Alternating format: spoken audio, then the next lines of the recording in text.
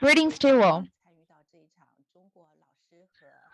We really appreciate your participation in the dialogues of our Chinese and Danish teachers. I believe that this very channel would also make our forum more significant. And here, I will introduce you our two guests. Mr. Tony Andersen, Associate Professor and Head of Education at Hans Christian Andersen Research Institute, SDU. And our another guest is Ms. Xu Li. 两位老师好啊。 Hubei Province for Exchange Through Education Master. So since our two guests are both teachers, frequent with exchanges with children, so I believe that you have your own perspectives on students. So according to statistics, the well-being of Denmark students is lowering, which really shocked me, as we believe that Denmark ranked the first in GNH. So in our imagination, students in Denmark ought to be happy. But according to statistical data, the unhappy ones are also growing. So, Mr. Tony, as a teacher, based on your viewpoint on students, so is that true to you, Mr. Tony? Oh, first of all, ni hao, and thank you for having me. It's a great honor to be here. Yes, I think it's true that for the past few years, the number of Danish students and teenagers who feel anxious or sad or depressed has risen. And I suppose the reasons why are complicated. But one reason is that at the moment, there is a culture of perfection in Denmark. The young people feel that they have to live up to a lot of standards. They want to be the perfect son or daughter. They want to be the perfect student. They want to be the perfect boyfriend or girlfriend and all these things.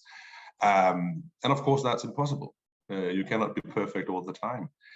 And then when they sort of realize that, they feel inadequate.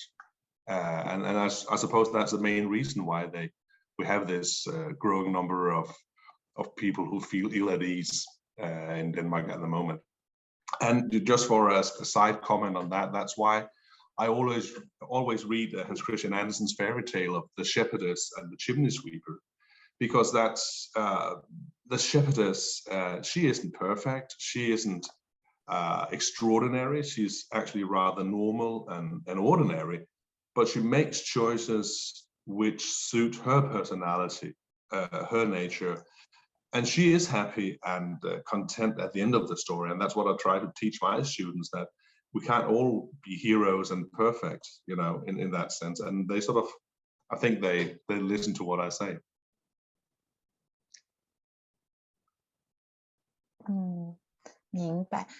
Okay, understood. So this forum is also aimed at the right to be imperfect, which is really in time. So another question for you, Mr. Tony. Pursuit for perfectness, why is it growing in the recent years and have major impacts on our students? Is it really associated with the mainstream media? Is it related to the values promoted by such media? Your perspective? Thank you. Oh, that's a very good question. I think this nature or cult of the perfection is very much connected to young people's use of social media. I mean, when at least when I was young, the people that you look up to were people in sort of in your own neighborhood, you know, an older friend or something like that. But today, the people that they measure themselves with are the people they see on social media, the real stars of the world. And these stars are so close to them now that they think they should be like them. And of course, that's not that's not possible. So yeah, I definitely think that this perfection and the social media are very much interconnected.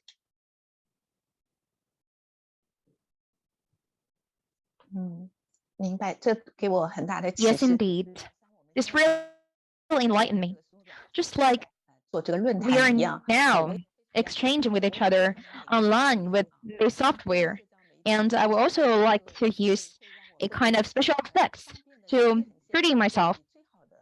So this would help us demonstrate ourselves in the perfect way. So that will be our inner pursuit by time. So Miss 一 Julie, 样的呢， from your perspective, 可能 what is the landscape in China? Because in our culture, students are also always coming with great pressure, also with the high expectations from parents. 这个邀请吧， Yes, 我也 I 很 will 感 also first like to extend my heartfelt gratitude to our sponsors, and I really appreciate this great opportunity to exchange with Mr. Tony and Miss Gu.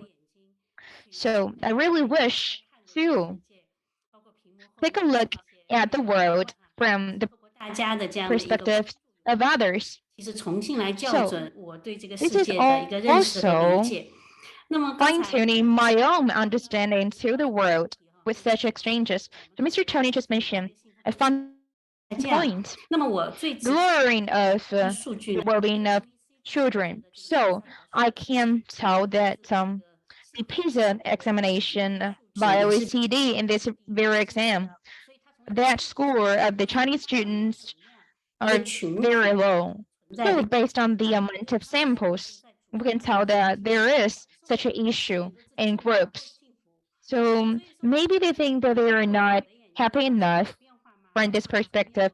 So then, from my own viewpoint, as I have been a teacher for 26 years, I have 这个 seen 幸福感降， tectonic shifts of our 世界 students, 现在 not 在发生 from 这 the 个 lowering of their well-being, but because of the breakneck speed changes of the world, and children are different in many ways, naturally. So when we are answering this question, first of all, we need to retrospect ourselves. When I was a fresh teacher, when I was viewing 或者是外在 my 的这个要求， students, 因为这样子证明我的工作 did 做得 that 很好。 from the viewpoint 我 at 不会 whether 把 they 小 can 朋 meet 友 the 的开 expectations from the outside world and from the society. I did not prioritize the well-being of my students, 但是随着我从 as 业 I thought that I need to meet such requirements with them together. But since I have been a veteran teacher, I find that the feeling, the perspectives of children are really important, as well-being by the standards of others differ very much from the well-being of ourselves. So I find that the priorities have changed. When I prioritize your well-being, the so-called others 帮助到他们。 and requirements from the outside would facilitate them. So the number one change is from the priorities from me on how I see the well-being of our students. 他们以什么样的一个状态？ As in the early years, I prioritized whether they have met such standards. But in these years, I have prioritized 分享啊，真的 how 非 I 常 cooperate with them on that. Yes, this is very thought-provoking. 当我们就是习惯 Actually, 认为说，哎，我们中国的孩子似乎 for many cases, we would naturally 但是换一个角 think 度， that students in China are under larger pressure and becoming less happier. But for you, as a teacher for 26 years, you have shifted your concentration. So it occurred to me that such change could also be a miniature of the changes of priorities of society. For example, when we were students, we were unhappy from many dimensions. For example, our feelings wasn't heard 所以其实我们的 for many times, and there were no, actually few analyses on that. So our viewpoints 这种 wasn't 自我意 aired. 识更强， But in 他的 recent years, after the fulfillment of 高了， of many 整个社会 well-being of our students, they have they have higher expectations of their well-being, and I believe that is also a progress of the society. Yes, indeed, I couldn't agree more. on how you see that. Although we have realized that 业的压力、外在规训的压力 children 都非常的大， have 但是我们想 less 说呢， me time 在对于孩 with 子的 the 要求，其实 major pressure from the outside 从 and 小到 also 我们也 in 经历 the academic dimension. But we've been there. We were students. We were children. It's just that it is now that we have realized that this is significant. So that is also a change of perspectives. Yes. So for one hand, this society places more concentration on the well-being of, for example, the mental health of students. And second, children started to realize that about themselves better. They started to investigate that on themselves. So that is a kind of progress. And all in all, in statistical data, the well-being of students have lowered for multiple reasons. But as educators, as professionals in education, we would like to endeavor in multiple dimensions to speed up the well-being of our students. So as our two guests are both teachers, so in terms of the class culture and the learning atmosphere, what can we do to promote that? Mr. Tony, can you go first? So, first of all, I'd just like to say I thought there was some very valuable points in what Julie was saying. And to answer the other question, I mean, how to create a classroom in which students are able to express themselves and learn as much as possible. It's a brilliant question. I think if you feel at home in the classroom as a student, if you're able to decode and understand the expectations and norms that you meet, then it's much easier to learn. I mean, that's sort of the first point. So among other things, I think there has to be a relationship between the teacher and the student, and it's a relationship which is based on trust. The students, if the students do not trust that the teacher wants the best for them, that he endeavors to see the talents of the individual student, then I think the student will feel demotivated quite quickly. So I try to tell my students that we want the same thing, which is the best possible education of them. And that requires something from me, but also requires something from them. It's sort of I don't know, it goes both ways, actually. They have to be prepared and I have to be prepared, and we have to sort of to trust each other. And then in a Danish context, a good classroom culture also includes a very sort of flat hierarchical structure. I'm not sort of in a position of very much authority as a teacher. I suppose that's different from many other countries, but I'm more like I wouldn't say gentle giant, but I'm sort of the older person who have to guide them, but I'm not an authority figure. And another thing in Denmark, to create this classroom culture, it takes a lot of humor. The Danish students really appreciate that they feel this is also fun as when they learn something. So humor, flat hierarchical structure, trust, those things are very important in a Danish context.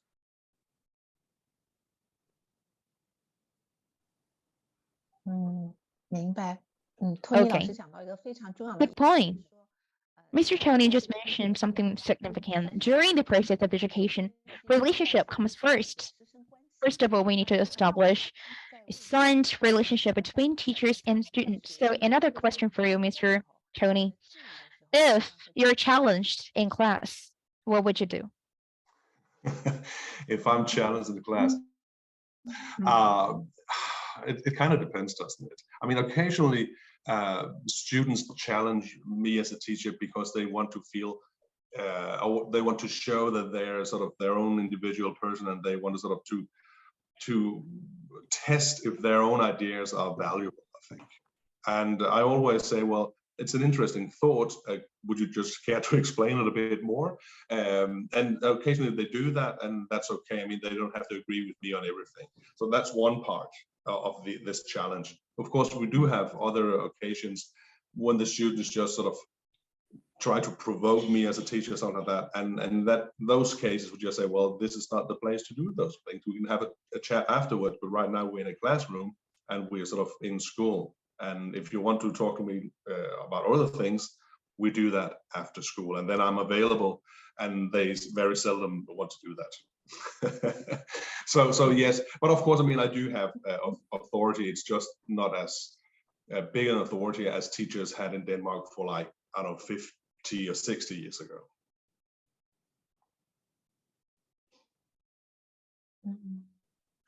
明白，那好 Okay.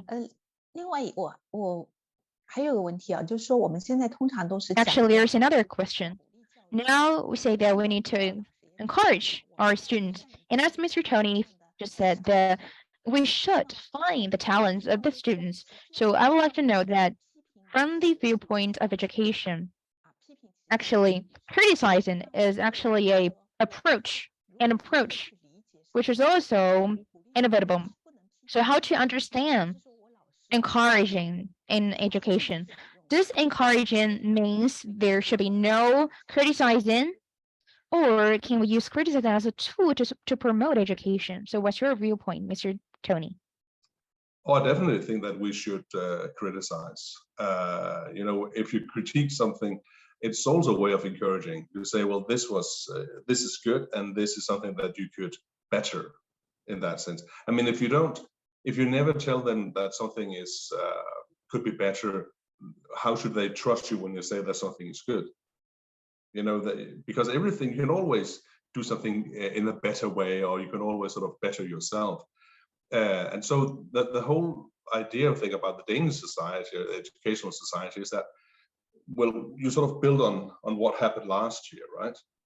So you have to say, well, right now, this is good and this could be better. So this is the area that you should focus on. So definitely we should be able to criticize things which aren't good enough, but you do that in order to encourage them to be better. And of course, if you realize this student has sort of reached his or her level, well, you can't blame them for not being good at, I don't know, math, if they're not good at math, you know. So in that sense, it's about sort of spotting where the individual's talent is, and then encourage them to sort of to delve deeper into that part.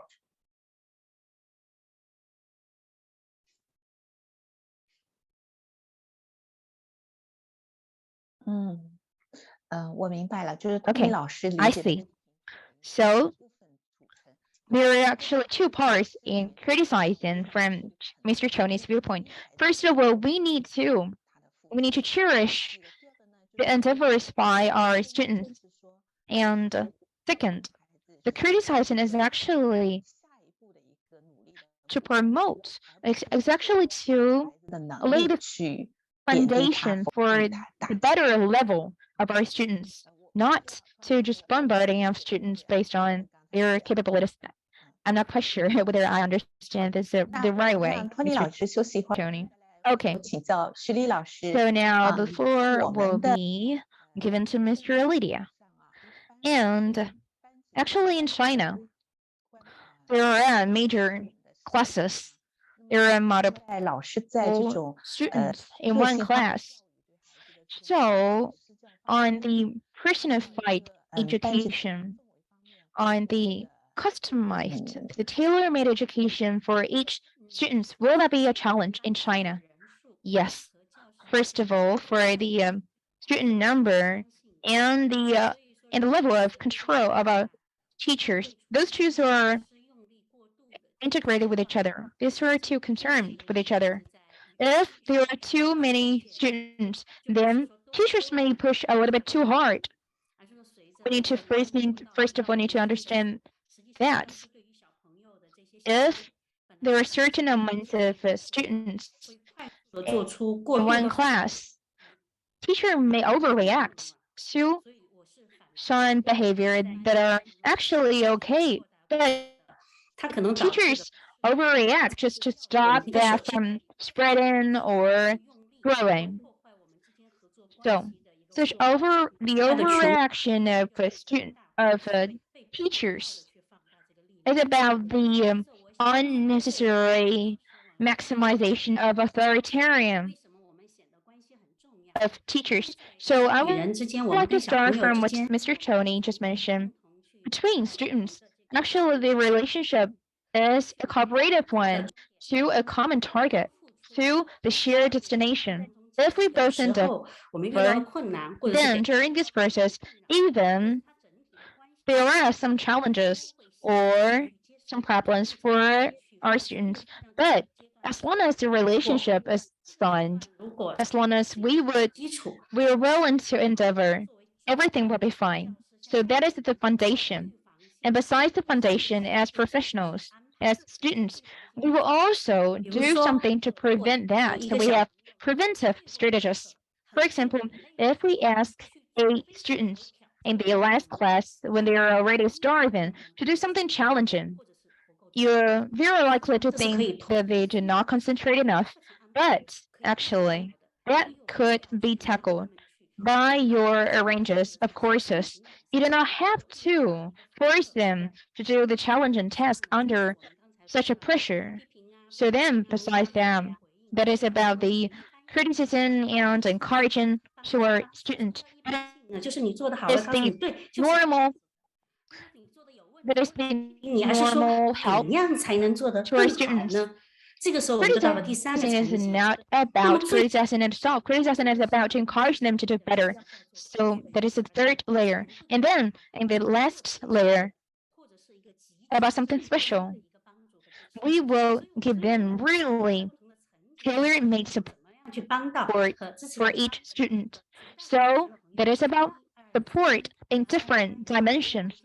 But a vast majority of our students need just normal help, but for the special ones, for example, 10 to 20% of our students, they might need some special help, even from the professional organizations and professionals. So based on that, we would face the differences very peacefully instead of taking them as a source of a pressure at work. Yes, our two teachers are both stressing relationship between teachers and students with a signed relation and with common destination. Love could be felt. So even there is criticism and challenges, those could be tackled. Here I would like to break in. The reason why we're stressing relation, when students could feel help, support from the outside world, especially when teachers' help could facilitate them, that is the source of their well-being. They feel well-being from both their inner self and the outside world. So that is what we call well-being. Yes, indeed. They can feel their value. They can feel that they are being seen, and they are being heard. Yes. So we have such a requirement in education. And in terms of relation, I would like to add that in a class, besides relation between students and teachers, there are also relationships among students. So in the environment of learning, competition is inevitable. So about competition, would that be good or would that be bad? So as a teacher, in terms of competition between students, how could we make competition facilitate them? Okay, I'll go first. As my students or minor ones, they're about 10. They're within 10 years old, and when they are adolescent ones, changes need to be made between students. And for education, we should not deem that as a zero-sum game, or if you're better, then I'm worse. That is not like that. For this under 10 years old, we need to prioritize differences. We need to admit that differences are just usual, natural. If you're taller than me, if you score higher than me, those are just differences. Those are not strength or weaknesses. Those are just differences. That is not about the opportunities. The reason why we think it that way is because that at this very age, we're all exploring the relation between ourselves and the outside world. We're exploring on this journey. We're all racing. We're all enjoying our own view with no winning or losing. So, in this understanding, competition are about differences instead of being better or worse, being right or wrong, being faster or slower. So, this competition, in terms of competition, if you're 60% better than me, we would not say that this one is 60% better than the other, so that the other one is 40% worse than the first one. Yes, so that is not about a zero-sum game. If I win, then you lose. That is not about that. We need to respect the nature of each student.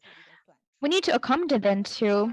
We need to encourage them to accommodate their strengths and weaknesses, and we also need to admit the endeavors of others. Yes, when others make a progress, we need to feel good for them. We need to say that, way to go, etc. And as I said, that your students are minor ones, and Mr. Tony, you're a teacher of senior high, and your students are adolescent ones, and because of hormone and etc. Will it be possible for them to be more competitive among them? And in senior high, for their upcoming opportunities, will the competition be fiercer in senior high? So what is the situation in Denmark? And as a teacher, how would you handle that? So in Denmark, I think you have to realize that the concept of group work is very popular within the educational system. And why is this? Well, I think most Danes consider group work as a foundation stone of sort of, I don't know, modern democracy in the Danish way. Okay, so through group work, you learn to help each other, and you learn to regard the other students not as competitors, but as resources for help. So, you know, in senior high and with my work with the teenagers, it's really not about competition. It's more about sort of laying the foundation stones for what they're going to achieve later on in life as members of the Danish society. So I tell my students, well, there is no I in team. You know, this is a team building. We're working towards becoming better, all of us, because why would you want to be the very best if the other ones are fairly poor? Because the poor ones are going to be part of your society afterwards. Mm-hmm. So we're all in this together, and I try to sort of to teach my students that. And the other thing is with group work, when the students realize that they can help each other by lifting each other and supporting each other, they can achieve much more than they do on their own. When they realize that, something happens, and I can just stand in the corner because the students are able to solve the problems themselves. And this is what we want. We want to turn our students into sort of grown-ups who are able to take responsibility on themselves. And when that's achieved, I can, you know, leave the room and say, well, thank you very much in that sense. But let me just give you another example, which I try to use with my own students. If you take a look at a pop music band like the Beatles, you know, everybody knows the Beatles. There were 4 talented musicians, right? But they were so much better together than they were individually. So this is the same thing. When we work together, we can achieve much more. And the students sort of, I think they accept that after a year or something like that. Because in the beginning, of course, they feel like they're competitors and they compete about the grades and all that. But I tell them, well, studying is not a competition. you know, as far as grades are concerned, because grades they're one thing and you're much more than that. And I don't know if you rank your students in China. We don't really rank them as such. But I tell the students that if we did this ranking system, there'd only be one winner, and the rest of them would be losers. You know, number two would be the first loser, that kind of thing. And as far as I'm concerned, and I think the Danish system is concerned, that is a horrible thing for the well-being of students. If you could only have one winner and the rest of them would be losers. So just to sum up this part, group work is essential within the Danish society and the Danish educational system, because we believe that the group work is what they're going to do afterwards when they start working. They're working in groups as grown-ups as well, and we have to teach them how to do that. So it's no competition.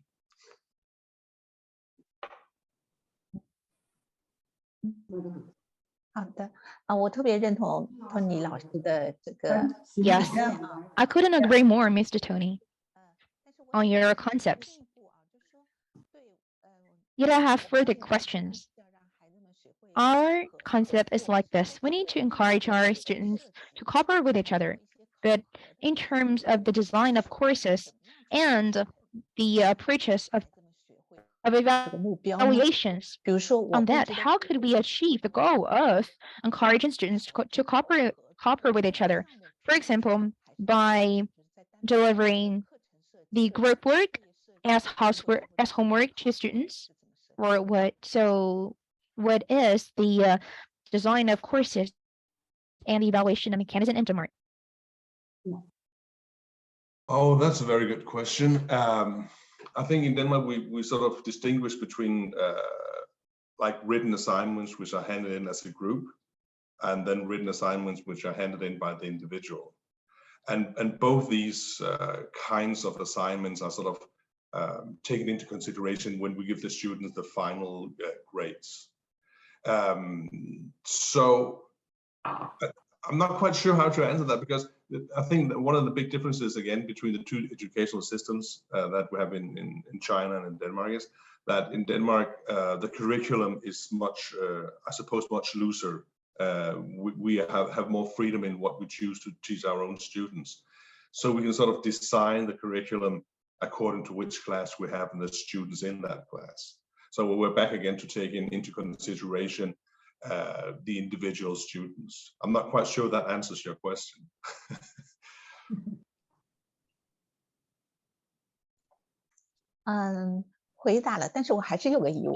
Yes, indeed. But I still have other questions. So, how to choose? How to select? How to say? How to select an outstanding person? As you mentioned, cooperation matters. I really agree on that. But every group has a leader. So how can we make sure that the strength of groups are great, and also there are also great leaders for groups? How can we achieve that? Should I answer that one? Okay, so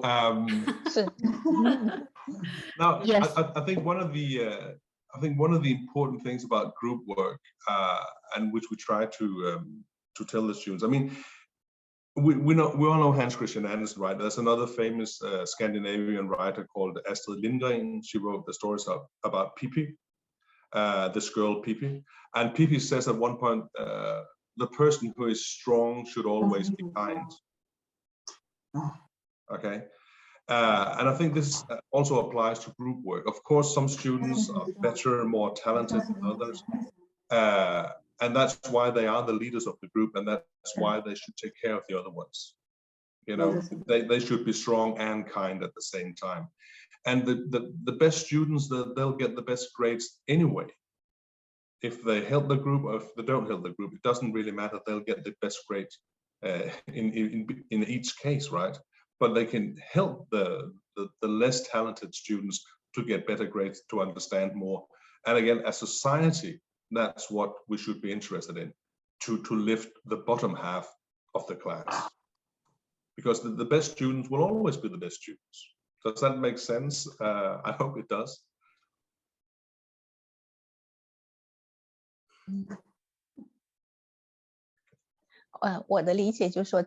Yes, from my perspective, leader are generated naturally. Leaders became leaders in helping others instead of being selected. So is it right? Okay. So Miss Lydia, in China, as far as I'm concerned, our students are quite outstanding by themselves, individually. And as far as I'm concerned, you're also a designer of courses. So we have great individuals. That is our strength. But what about the training and the cooperative atmosphere of groups? So would that be hindered? So what's your point as a designer of courses? Thank you very much. It's cool. I really like your questions, which are really fascinating. For example, cooperative capabilities. I do not think that if there are flaws in cooperative capabilities, then someone could be outstanding, because that is also about negotiation capabilities. So those two are not contradictory to each other. And that is the first part. And another, and designing of courses, we were stressing what Mr. Tony just mentioned. And experiences are also getting closer to that. We do not need to differentiate individuals by scores. What we promote is that the acceptance of different ideas and even arguing with each other and making compromises, pushing something to be done. Such capability really matters, just as important as academic scores. So we will also score that. So there are two parts. The first is what the public concerns about the college entrance examination. Another part is about how they demonstrate themselves, for example, in projects and in schoolworks. And such a proportion would also grow. The public must accept that such an that cannot be qualified, quantified, really matters as well. And about cooperation, they would base on their own growth individually instead of comparing them to others. We need to score their growth, compare their old self and new self instead of them to others. So there are three parts. First is the scores by proportion. Another is what they can learn, what they can practice in cooperation. For example, critical thinking and cooperative and negotiation capabilities. So that is the second part. And the third part is our contribution to them in education. So those three combined is for a student, our evaluation on them. Yes, indeed. That is also what we are promoting. Parents and teachers are also feeling that we need to encourage students to compare with themselves. But what parents care is that you should look at the other student, the other child who is so great, so outstanding. They over much stressing on the comparison with others would spoil the capabilities of sympathy and etc. So without such capabilities, a human being cannot be complete, and their capabilities will only be academic ones. So the excessive comparison with other students would spoil the comprehensive capabilities of our students. And I was also wondering that for Mr. Tony and Miss Lydia, use your those 在经历 expression 事情当中啊，经历一些活动当中去发展。 or encouragement on students to grow their capabilities in cooperation 这 in and aim projects.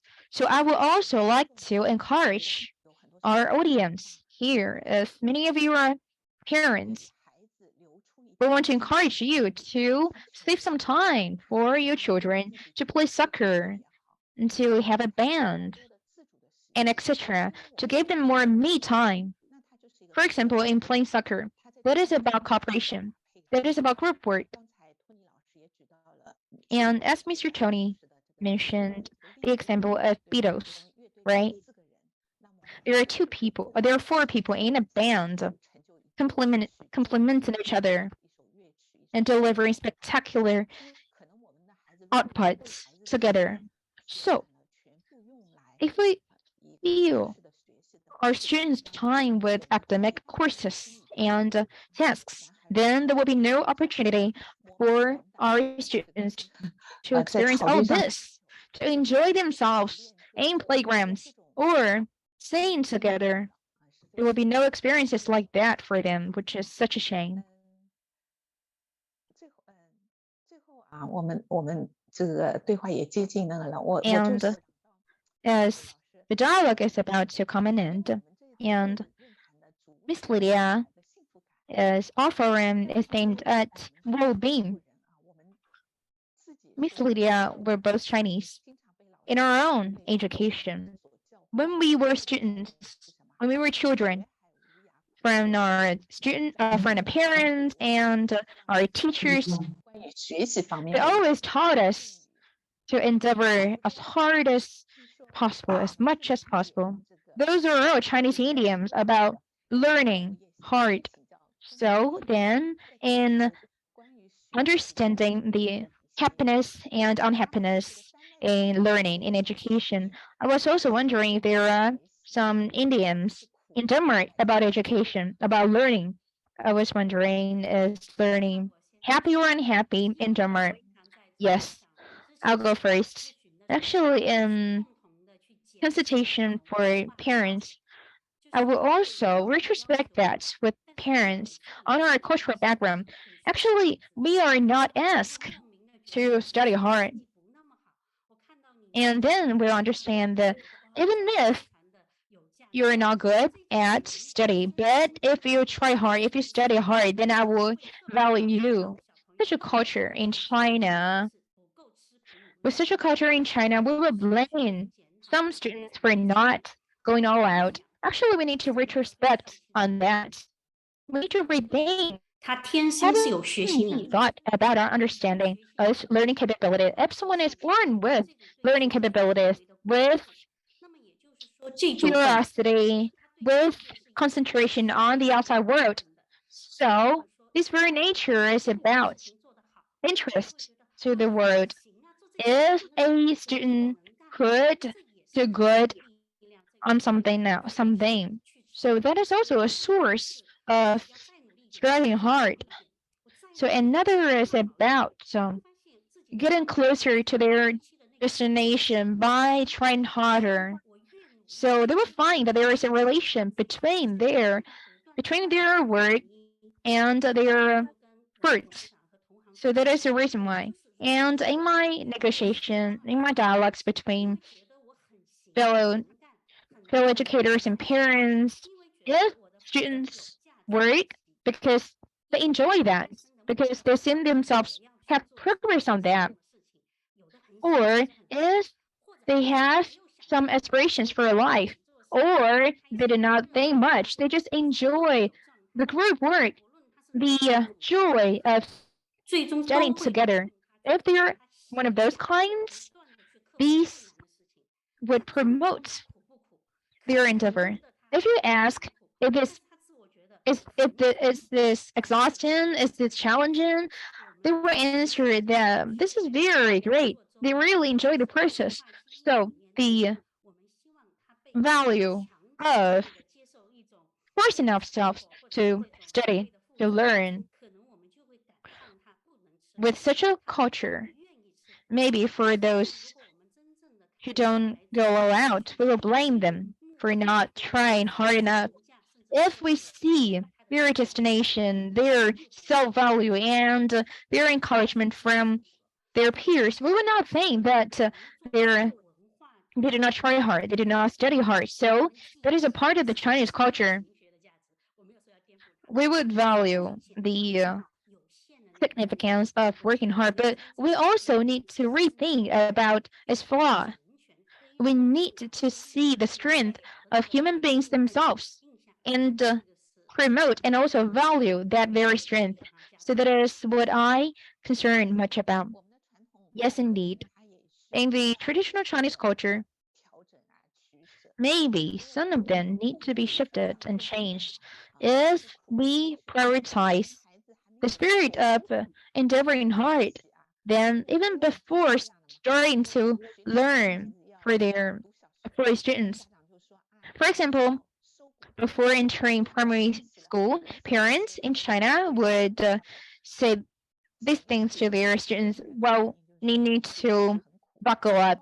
You need to be prepared for hard work. Then students may be scared.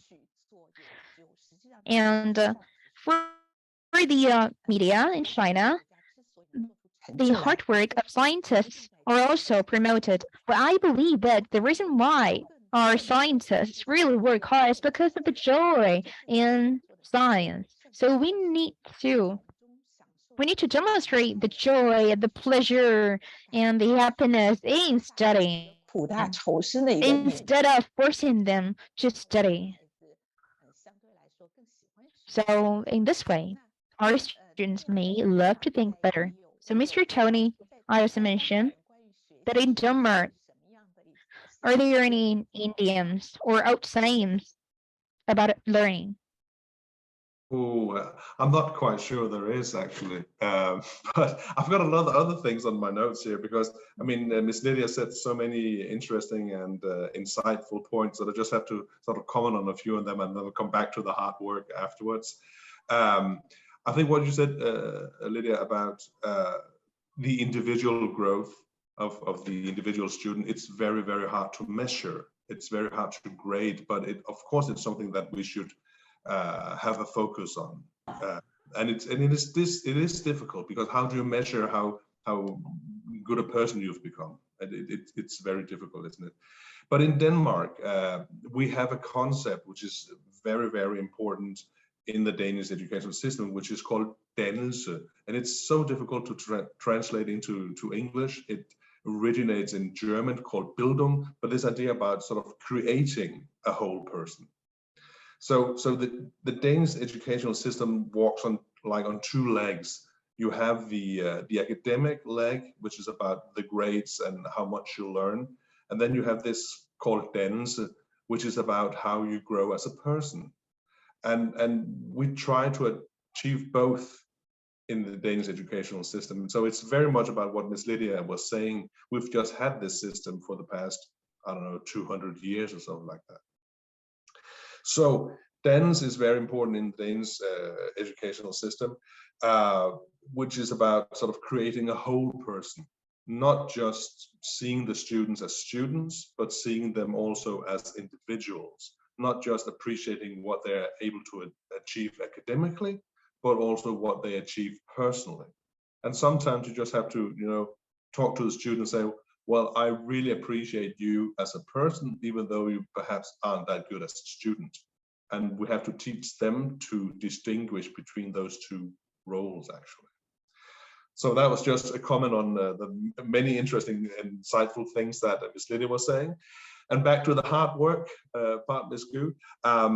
Yes, I think learning is hard because it's about evolving. It's about experiencing new things, about changing the way that you see the world. Every time you learn new things, you see the world in a new perspective, and that's hard for you. I think it's hard for your brain, and it takes time. But the point that you were making is that learning should also be joyful.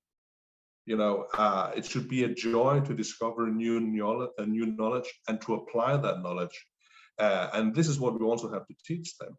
And this is have to do with motivation as well. If we as teachers cannot explain to the students why they should learn this or that or the other, then we fail, and they become demotivated.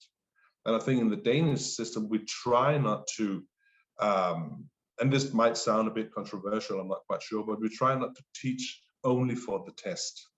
Because if the whole point about going to school is to get a grade and pass a test, then we're no longer able to see the personal things, you know. And there's this difference. It's all about passing a test, you don't know what you should use it for afterwards. You forget about it afterwards. If you memorize all the capitals in the world to pass the test, and then 2 days later you can't remember it, what was it all about then? What was the matter with it? So I think it's very important that the things that we teach our students have a connection to what they want to become later on in their academic life, but also the kind of person they want to become in their lives. We want to make good persons and good students. That's at least the ultimate goal, I think. And yes, it's hard work, but it should also be joyful work.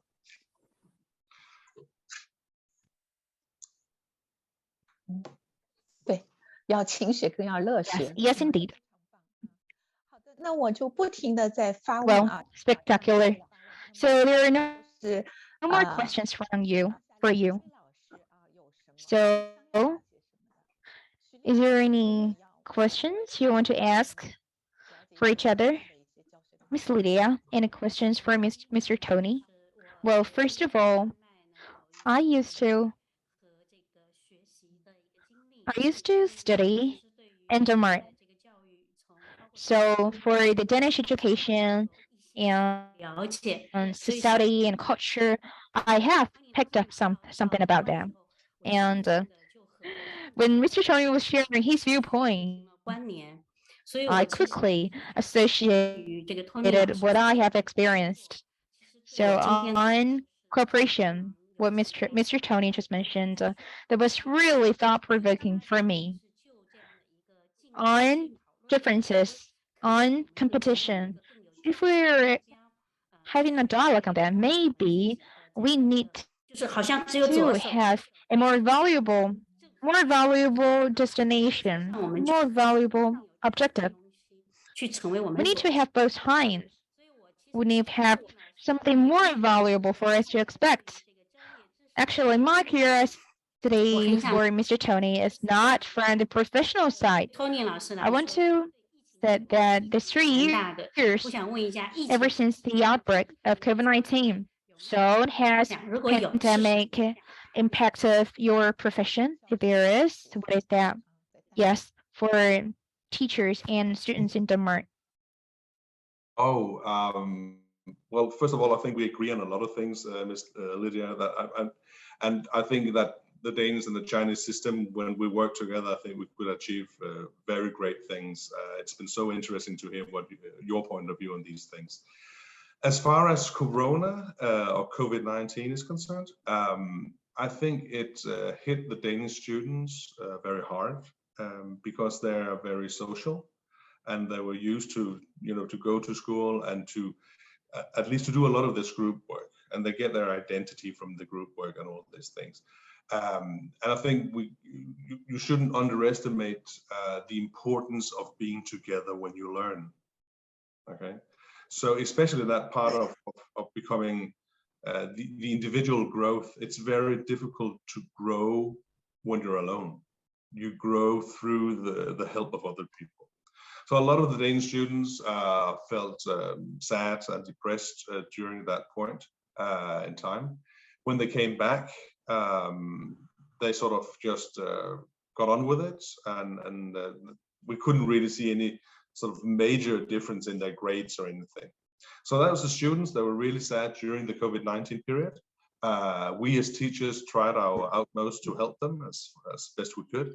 But the funny thing was, or not funny, it's sad perhaps, the sad thing was that when the students came back, you could just feel among the teachers that now they felt really, really exhausted. they had spent a lot of time trying to make life easier for the students. And now that the students came back, the teachers didn't really have much energy left. So a lot of teachers actually experienced depression sort of in the next 2 or 3 months after the students came back, because it was so hard to keep up that energy level. So yeah, I think it was definitely not a nice experience, the whole COVID-19 lockdown that we had in Denmark, but it sort of underlined to me that teaching is very much a physical thing as well, that it's something, or learning is something that we do in a community, and you cannot do this only by yourself in your own room. So that, I think that's the lesson that I'll take with me. But how was it in China during this period, if I may ask you that? 所以我其实上是 Okay. 寻找一下我们的这个共同感受的部分。 Yes, for the common perceptions. First of all, for pressure, 但是线上确实 for 是 pressure 对于 on 来说， teachers, we are promoting education 来自 as 于 much as possible as teachers, 更加的 but 困难， with 对人际 COVID-19, exchanges and communication became harder. I really value the face-to-face communication with each other. So here I really echo with you. So this is the sort of comfort to me. 共鸣，希望 Yes. 不仅是教学活动，还是有我 You 们整 have 个的 multiple 生活 common 都能 grounds here. Not only about Now, education, but about the getting back to normal of our society. What a pleasant dialogue. So how time flies. It has already been an hour. As the hostess, I could feel the really enlightening sharing from you. So there are 3 keywords here. First of all, personality. As Mr. Tony mentioned at the beginning, in Denmark, actually globally, teenagers are really impacted by social media, so that they want to be perfect, which led to anxiety and unhappiness. Actually, on that, we need to accommodate ourselves and those around us, as this is personality. Everyone is different from others. And the second keyword is relation. The keyword that you two both stress. Relationship between teachers and students, and also between students themselves. The third word is passion.